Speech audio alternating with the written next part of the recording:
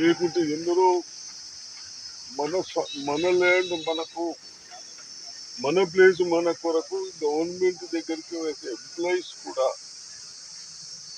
ఇబ్బంది పెట్టుడే కాదు, అలా స్వార్థాల కొరకు ఏది ఇష్టంగా వస్తే చేసుకుంటా ఇబ్బంది పెడుతున్నారు. కాబట్టి అసలు వాళ్ళు తక్కువ చేయాలని మీరు అంటున్నారా? అంటే వాళ్ళు చెప్తున్నారు. నేనంటున్నాను మీరు ఎన్ఎస్ ప్లాన్స్ చేయొద్దంటారు, వీళ్ళు పైసలు మాట్లాడుకొని ఎన్ఎస్ ప్లాన్ ఇన్ టైంలో వచ్చి ఆయన అక్కడ టైం కట్టాడేమో పే చేస్తారు. పెద్దలు సుదర్శన్ రెడ్డి గారు మరి ఈరోజు ఎంపీడీఓ ఎంఆర్ఓ ఆఫీసులను అకస్మాత్తుగా తనిఖీ చేయడం జరిగింది.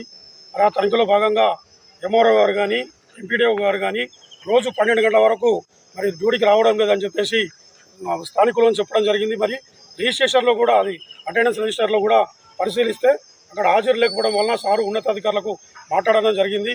అదేవిధంగా ఎడపల్లి మండల సర్వేయరు స్థానికులకు అందుబాటులో లేకుండా ఎవరైతే భూస్వాములు ఉన్నారో పెద్ద పెద్ద వ్యక్తులతోటి కమిట్మెంట్ ఉండి మరి వాళ్ళకి సపోర్ట్గా చేయడం జరిగింది. చిన్న వ్యక్తులు అనేక మంది సర్వేకి పెట్టుకున్నప్పటికీ వారి యొక్క డబ్బులు ఇచ్చి వాటి చుట్టూ అనేక పరిణామాలు తిరుగుతాయి తప్పితే ఆడ ఎటువంటి స్పందన ఉండదు.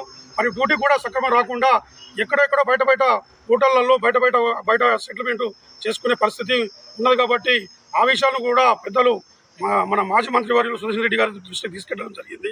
మరి ఇక్కడ ఉన్నటువంటి స్థానికులతో పాటు మరి రెవెన్యూ సిబ్బంది అందరినీ కూడా మరి విద్యార్థులకు సకాలంలో సర్టిఫికేట్లు అందుతున్నాయా లేవా, మరి రెవెన్యూ పరంగా రైతులకు ఇబ్బందులు జరుగుతున్నా లేవా అనేది ప్రతి విషయాన్ని ఆరాధీసి సార్ మరి పెద్దలు ఎమ్మెల్యే గారు మరి ఉన్నతాధికారులకు చెప్పడం జరిగింది. వారిని కూడా తనిఖీ చేయాల్సిందిగా సార్ చెప్పడం జరిగింది.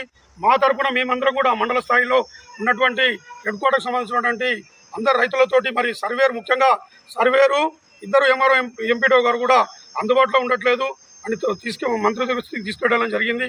మరి ముఖ్యంగా సర్వేర్ అయితే చిన్నకు పెద్దకు తేడా లేకుండా సర్వే నెంబర్ మార్చేస్తూ ఉన్న సర్వేలను ఉన్నయిగా సృష్టిస్తూ అనేక ఇబ్బందులకు గురి చేస్తున్నారు. కాబట్టి ఇతనిపై చర్య తీసుకోవాల్సిందిగా మేమందరం కోరుకున్నాం.